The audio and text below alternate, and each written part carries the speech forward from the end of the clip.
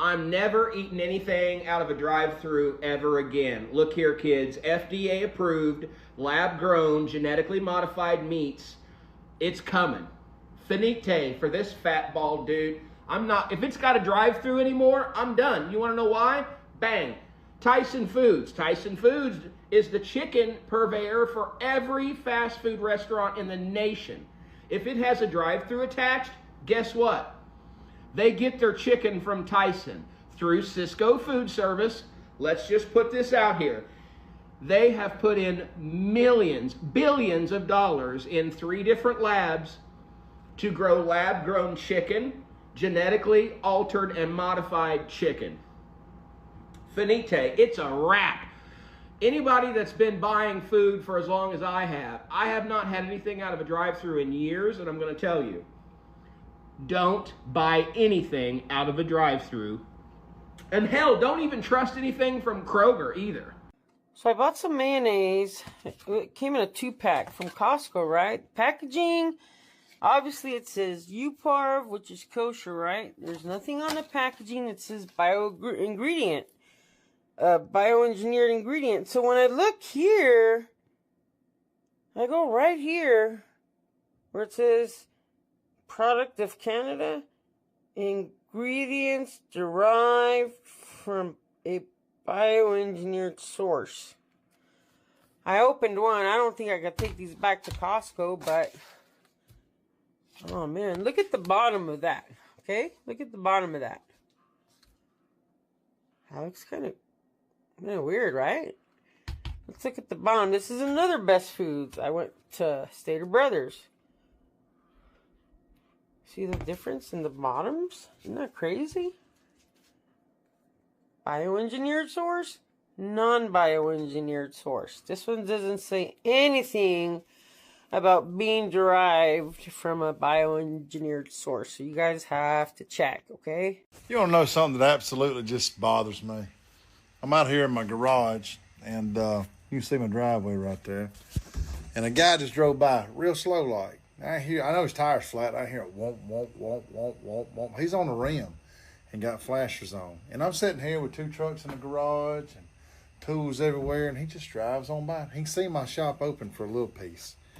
Here's the thing. We live in a society where folks don't even want to bother nobody no more, man.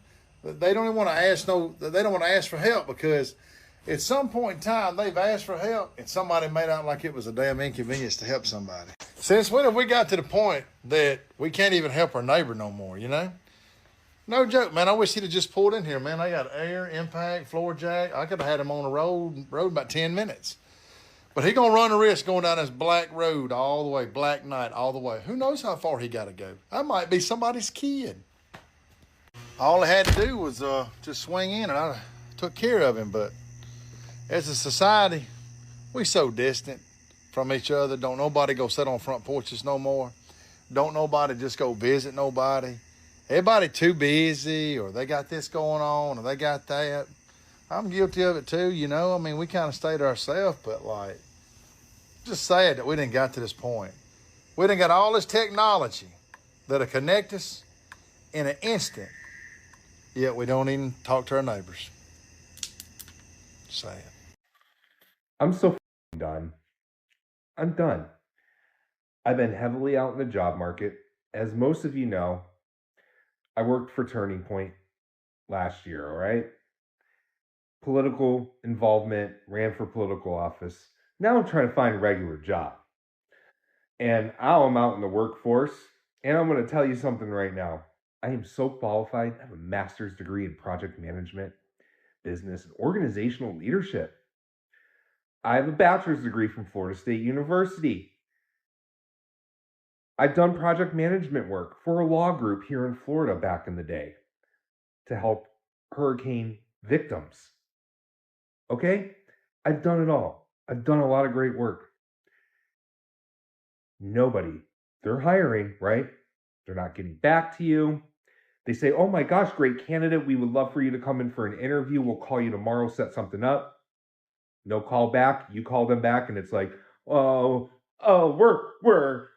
not hiring anymore. Well, then take your post down I'm just going to tell you right now, any mainstream politician out there that says this economy is getting better and there are so many jobs, bullshit. Okay? Nobody really wants to hire. 2020 really ruined a lot. And now I'm seeing it coming out of the political world and trying to get back into the regular world, I guess. Yeah. It's not fun. It's really not fun. And I really pray for this country. Because I know there's a lot more people out there way more qualified than my qualifications on their resume, and they're having a hard time. The wages in Florida, shit. The cost of living in Florida, New York and California prices now. Florida won't up their wages. How are Floridians going to survive? Well, that's because most of the original Floridians can no longer live here. So I work at a restaurant, as many of you know, and last night I was working my dinner shift, and my first table is I give them the check, and then I come up to collect the check and like take their payment, and the woman's on her phone, and she's like, oh, like I'm just paying the bill on my phone. And I'm like, what do you mean you're just paying on your phone? Because like we don't have anything like that. She's like, oh yeah, I just went to your website and I was able to like pay on my phone, like through your website, like you just enter your check number. It's like, what? So I like go check in with management. Apparently it's some new system that was like implemented like very recently, but it like kind of doesn't have anything to do with us. I don't know. I wasn't fully clear on like the whole thing. But it just like really freaked me out because so people could now get their bill at the table and then pay on the app and just, I mean, I guess tip like whatever. But there's also like some monetary reward, and like if you use this payment system. And not only that, but if you download like this app, in order to use this app at different restaurants, you have to give them your credit card information. And I just really feel like we are just at such a point in society where it's just everything is so out of hand technologically. Like, can we not just like go out to eat? Just like simple. Like everything has to require like now 50,000 apps. All these people have to be involved. You have to give your information to everybody. Like, is anyone like actually like concerned? Like I am concerned. Like the direction we're heading is not normal. And this is just a very small example of something that's like not really creating like true harm on anyone, but like going down this path is, it's just, this is, none of this is sustainable. So at which point does a country stop feeling like home and start feeling like a place you're just trying to survive? Because something is happening in America right now and people are just tired, like they're so exhausted from it. Like not just tired from paying the bills, but they are feeling like everything around them is becoming harder, more expensive, and less healthy, while the people making the decisions seem completely disconnected from reality, like ordinary Americans are living every single day. And now more Americans are starting to say it loud that this is not America we were promised. And look at something as basic food. Food should be one of the simplest things in life. And now it's just getting crazy, like people, like the fake food that is in American stores. It's just so crazy. So guys, watch this video to understand what I'm trying to explain better. Ladies, y'all may not want to listen to this because I don't know how serious this is going to get, but it's going to get pretty serious, okay? This is to all the lettered agencies in this country, United States of America. We the people want our country back.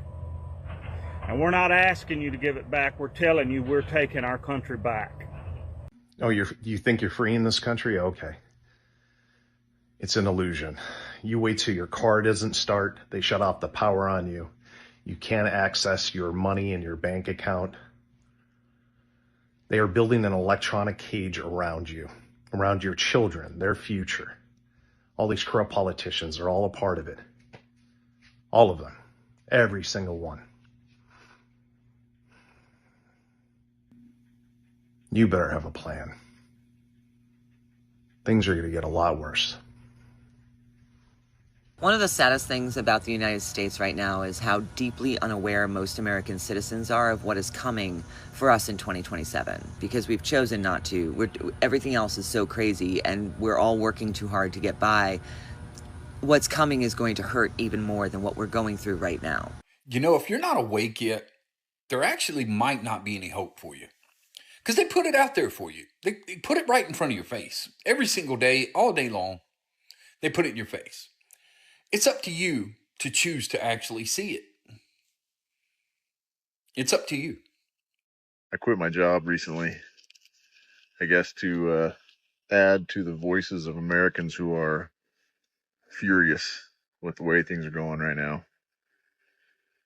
You know, I had a good, cushy government job, made decent money, and I guess I just feel like I can't stand by anymore and watch these people in my country. I feel like we're seeing the last of a dying empire, and the people at the top are trying to squeeze every last bit they can from it and leave nothing for my kids and my grandchildren. And I guess I feel like I can't stand around and let that happen anymore.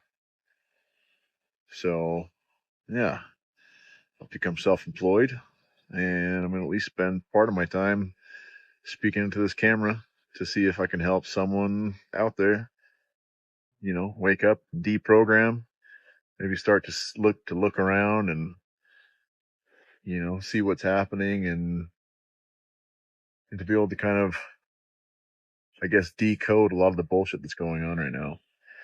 This right-left paradigm that they've put everybody in, it's all bullshit. It's all WWE.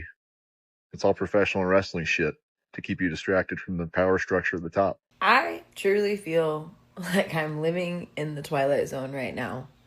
And I'm angry, I'm upset, I'm frustrated, and I don't understand how we are literally looking at the desecration of democracy in the United States of America right now. And I feel like nobody is talking about it. Like, you go out in public and nobody's talking about it. I go to work, nobody's talking about it. They're talking about Love Island bullshit. It's just, I feel like everyone is sticking their head in the sand. Our food is being contaminated. We have no FDA regulations anymore. That's out the window. They're saying, oh, no, false positive. And yet people are just allowing it to happen and pretending like everything's going to be okay. It's not okay. When is the uprising going to start? Are we going to be the generation that just sits back and does absolutely nothing and doesn't say anything? Because I feel like that's the direction we're headed. No, it's not just you. There's multiple people throughout my comments who've been saying that their vegetables aren't growing, their plants, tomatoes aren't growing. Some people, I think one person said theirs was up to 10 foot tall and wasn't producing any fruit. So we've had ours in the ground since middle of May sometime. I'll show you what they look like here in a second. It's pitiful. Just a quick snapshot of our tomatoes here. They're just kind of lollygagging along. They've tried to die multiple times. Yeah, no, I don't know what's going on. We haven't even gotten a single tomato this year. And for the first time, we finally got zucchini and squash growing. So you're not alone. I was having a conversation today with a friend of mine, and we were talking about privacy. Alexa was in the room when we were talking, and I said, you know, that Alexa is probably storing every conversation you have in here and may or may not use that information against you later in the future. And we got to talking about rooms in our home and what is the safest room in the home to not be surveilled or spied upon by cameras in devices of all kinds. And I thought, maybe it's the bathroom, maybe it's the bedroom. But then I thought, oh, I have a new TV. And not everyone has a TV in their bedroom. I do. I might remove it after this. But all of these new TVs have cameras in them. Are they recording? Do we really have any way of knowing? Where does that information go if they are recording, even when they're off? Who's looking at that information and why are they collecting it? Do we think this is going to be used for good or for evil? You know, all of these cameras, like flock cameras, they're being sold to us on the premise that it's for our own good. I don't think so. They're being sold to us as if you're not doing anything wrong, then you don't need to worry about this. What do you have to hide? Well, the majority of the population does not have anything to hide, but we do have something called dignity, human dignity. And there is a certain expectation that every single move you make, every conversation you have, every time you lift your child up into the air at a playground or in the swimming pool, that is not being recorded somewhere and stored in a data center that's killing the environment. It's being sold to us that it'll keep us safer. Well, in my experience, only about 10% of the population in any given environment, whether it's a classroom, a work environment, in society, 10% of the population is the problem. Not the 90% who are doing their best every day to feed their families, go to work, have some dignity, not commit any crimes. Those cameras are not for the 90%. Please think about this. Please start using your voices here. I don't agree with this. And I think there's a huge disconnect with the handful of people and the government that's allowing this. And I'm not anti-government, but I am anti-intrusion of privacy. God bless you. You know, those of us who are working on AI data farms right now and seeing the amount of money and labor and investment into this, and then you talk to some of your contractor friends and the budgets just aren't real. It's almost like the amount of money they're spending on AI farms, it's like money's not even real. If you're working on an AI farm, drop a comment below. Remember how I said I lived out in the middle of nowhere with absolutely nothing around us? What's that? What is that? What is that for? Oh, you know, a free country. What are you monitoring?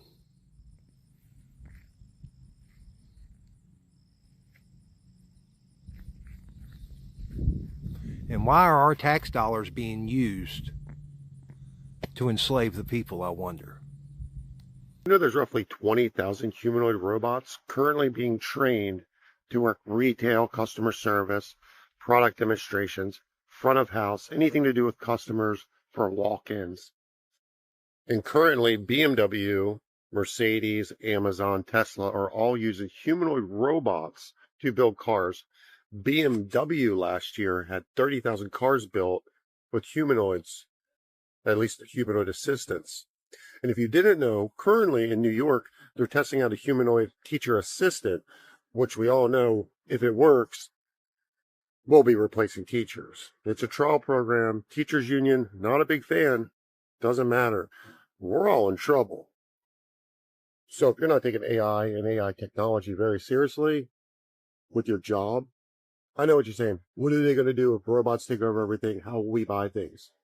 I don't know. But I can tell you, I got rid of my landscaper, the guy that cuts my grass, and replaced him with a autonomous little robot that cuts my grass every day.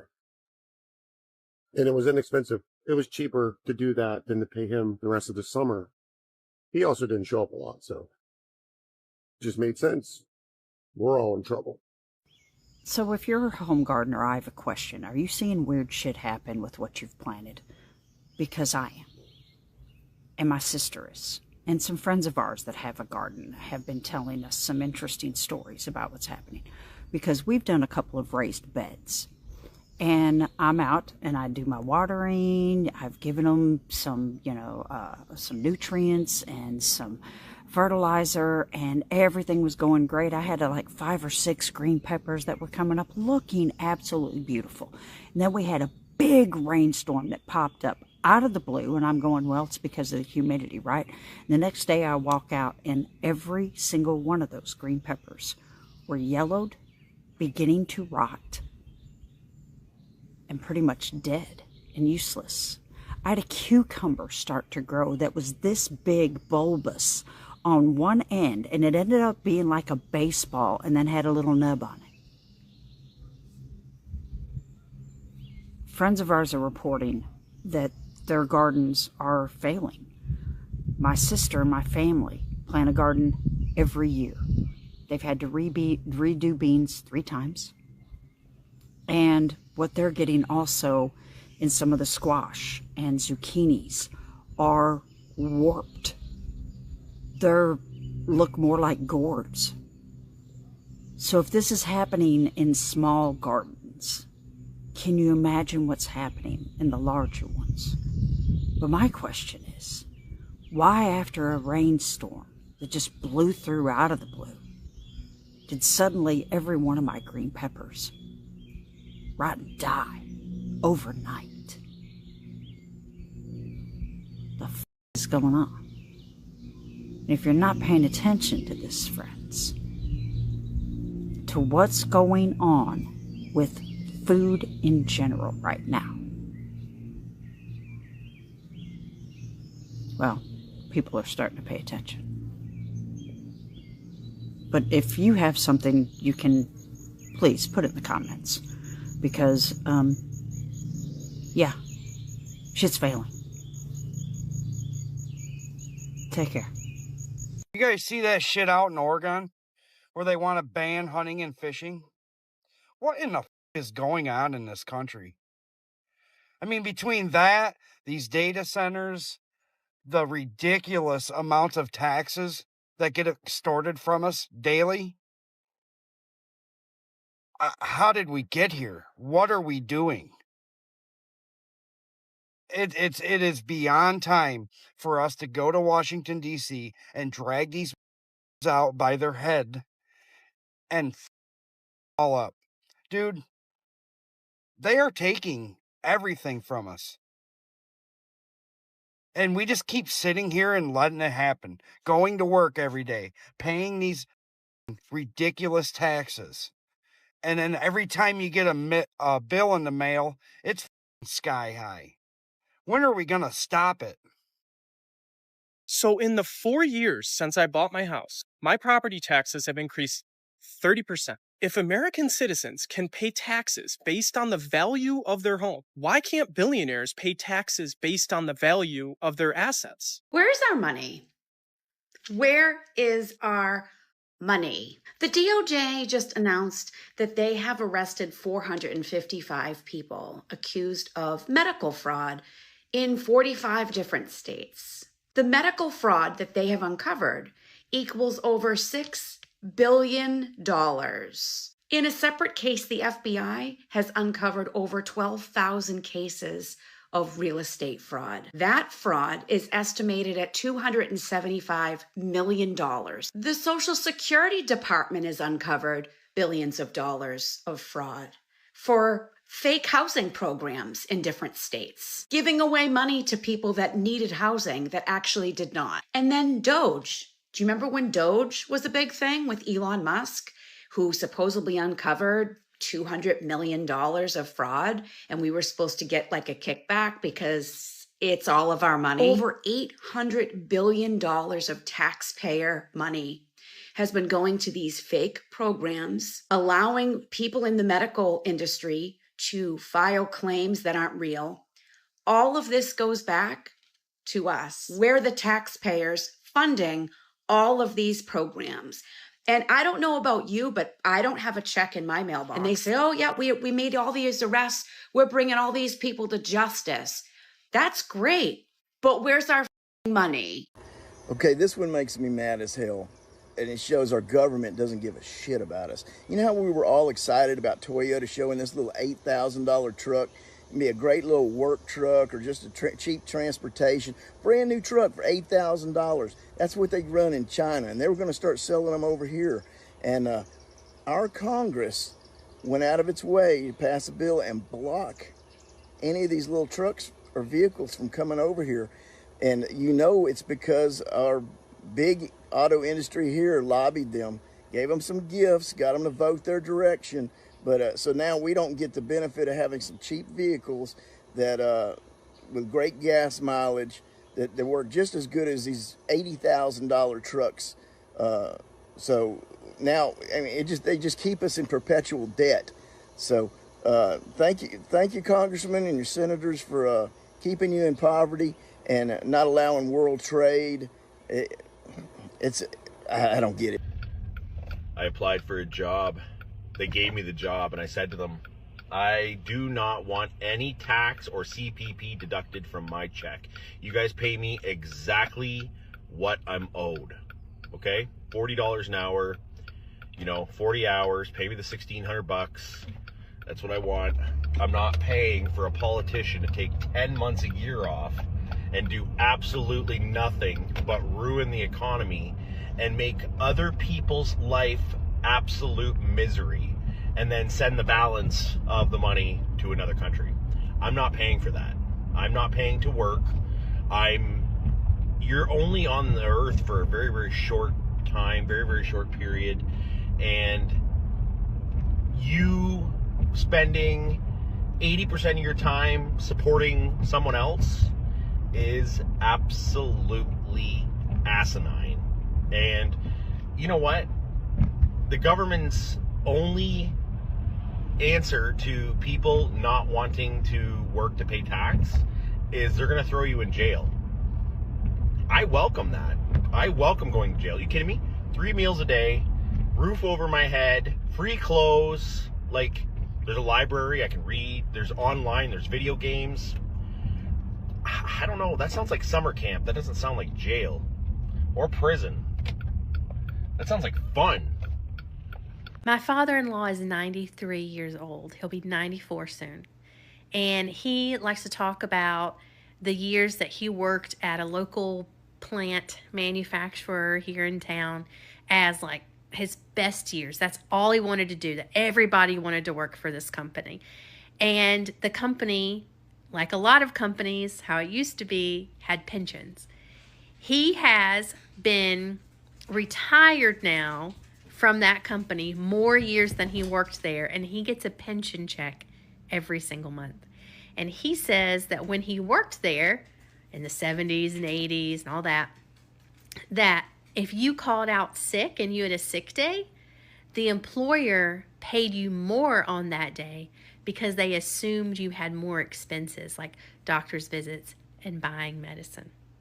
So I think those types of examples are really important to remember, that those pensions and unions and those benefits that were paid to employees because employers respected them as part of a thriving middle class, those protections don't exist anymore. And so when older generations say, well, just do what we did and you work hard and you pull yourself up and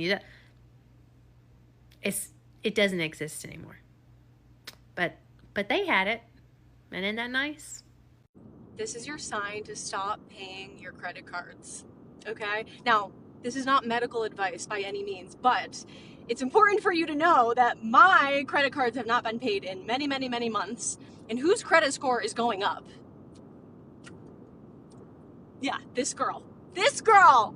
So it's all a scam. It's all numbers. Money is not real. It is just numbers on a freaking screen at this point. And same with the credit score. Numbers on a screen that go up and down like a teeter-totter. And sometimes when you're teeter-tottering in the way that you've been taught is best, okay, this is going to increase my score, boom, it goes down. So what I'm telling you today is it will literally pay off for you to have more freedom and stop caring so much about paying those credit card bills. Just stop paying them. Again, absolutely not medical advice. You know, I am so frustrated. My mother is 78 years old. She worked her entire life. She paid into Social Security and Medicare for decades, never missing a payment, believing it would be there for her when she needed it most. Her Social Security check was about $1,400 a month. Not nearly enough to survive on, and now they're no longer paying her Medicare Part B. So after her Medicare Part B premium is deducted, she's left with around $1,200. Her rent alone is $800. That leaves her with just $400 to cover everything else: food, medication, transportation. You know, she stands in the grocery store comparing prices down to the penny, putting items back because she cannot afford them. Some days she skips meals to make sure her groceries last longer. Tell me how she's supposed to pay for groceries, prescription, and everything else on what's left. Meanwhile, Americans watch billions of tax dollars being spent on housing, health care, and other services for illegal immigrants. And you also have a massive amount of these illegals who've come here and stolen money from the taxpayers through fraud. So our hardworking seniors have just been pushed to the back of the line. Our elderly shouldn't have to struggle after a lifetime of working and paying into the system. They deserve security, dignity, and to know their own government puts them first. It's time to start taking care of the Americans who spent their lives taking care of this country. And don't even get me started on the vets and how they're treated. Millennials are so nostalgic because we got a taste of the world before everything became a subscription, an algorithm, or a monthly payment. People want to make fun of us for being nostalgic. Of course we are. We remember when hanging out wasn't content. Pictures weren't proof. And the internet was just a place that you visited, not where you lived. We lived through 17 different versions of society. We had a childhood where our parents kicked us outside and said, be home when the streetlights come on. Then suddenly we had to learn email, rank our friends on MySpace top 8. Then Facebook, then Instagram, then TikTok. Now somehow my refrigerator needs Wi-Fi. We had landlines, then flip phones, then Blackberries, then iPhones. And now my phone is editing my photos, answering my questions, and judging me on my screen time. We learned cursive. And then they said, you know what, never mind. We memorized phone numbers. Now we refuse to even pick up the phone. We use MapQuest, printed out directions. You made one wrong turn, you ended up in Nebraska. We survived enough technological updates that now when I hear, here's a new feature, I know that I'm gonna have to teach my parents and my children how to use it. We're not nostalgic because we're old. We're nostalgic because we've had to relearn how to be a human every 5 years. So Americans are questioning what they're putting in their bodies, like when it comes to food, because like you walk through a grocery store and you see products filled with ingredients that most ordinary people can't even pronounce. The preservatives, artificial colors and flavors, like added, just it's so highly processed. And the problem isn't necessarily that every chemical or addictive is automatically dangerous. The bigger issue is that America are increasingly asking, why does eating simple, healthy diet have to be so difficult? Like, if you want organic food, like fresh produced, like, or food like grown without this added chemicals or whatever, like you have to pay more. You have to pay more to eat natural organic food. These things are poisoning our bodies, and that is where the frustration is coming in, because healthy food shouldn't be a luxury. It shouldn't be something only wealthy people can afford. Like a mother has to work 2 jobs. A mother who's working 2 jobs shouldn't have to choose between buying the cheaper processed food that fits her budget and buying the healthier option that costs twice as much. And a senior citizen living on a fixed income shouldn't have to stand in a grocery store calculating whether they can afford fresh vegetables. The working class also shouldn't have to feel guilty because their grocery budget doesn't allow them to buy everything labeled organic. And people are starting to realize that access to healthy food is also an economic issue. And then there's healthcare. Like America has some of the most advanced medical technology in the world, but what happens when you can't afford access to it? That is the question millions of Americans are asking, and elderly Americans are left feeling vulnerable.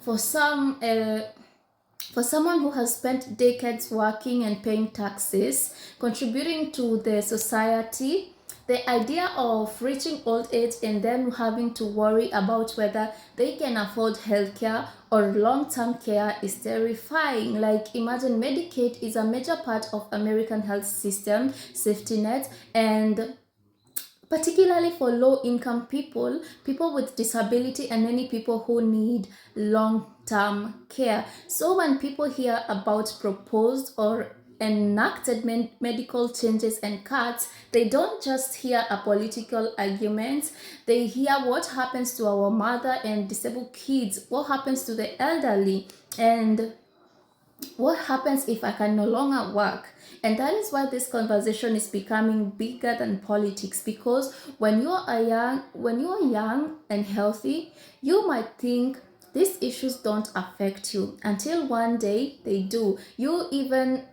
might think healthcare cut affects somebody else until your parents get sick, and you might think like these prices of food don't matter, but it does. You think that, there's so much things that we think that will not affect us, but there is always that chance that it will happen, maybe not to you, but to someone close to you. And suddenly looking at the future and wondering whether you are actually able to afford the bare minimum of life. And that's why I think Americans are beginning to wake up, and they are realizing these aren't separate problems, and food, healthcare, all that, they are all connected. And when the cost of everything keeps rising while ordinary people purchasing power doesn't keep up, eventually people reach a breaking point. And because what good is economic growth on paper if the average person feels poorer? What is the good of all that? And what good is being told that the economy is strong when you're standing in a grocery store putting things back because you just can't afford them? And what is the good of having a world-class hospitals if elderly person is afraid of the bill? Hmm? And this is where the fear about future comes in. People aren't only worried about today, they are worried about what America is becoming. They are looking at their children and asking, will they be able to afford life? Will they be able to afford basic needs? Because for generations, America were taught to believe that each generation would have the opportunity to do better than the one before it.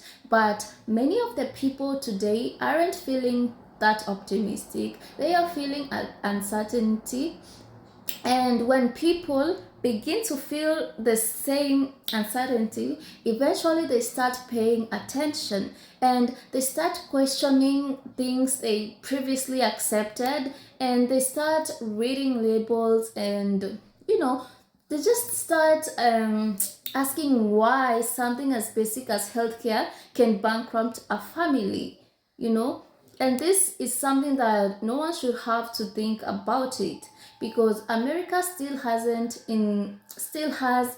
incredible resources, talented people, but loving your country doesn't mean pretending everything is fine. Sometimes loving your country means to be willing to say we need to change the direction we are heading to. And maybe that's why we're seeing now people aren't necessarily waking up because they they suddenly hate America, and they're waking up because they don't like they're waking up because they don't want to lose that America they believe is possible, and they want food that is affordable and nutritious. They want healthcare that doesn't destroy families financially, you know.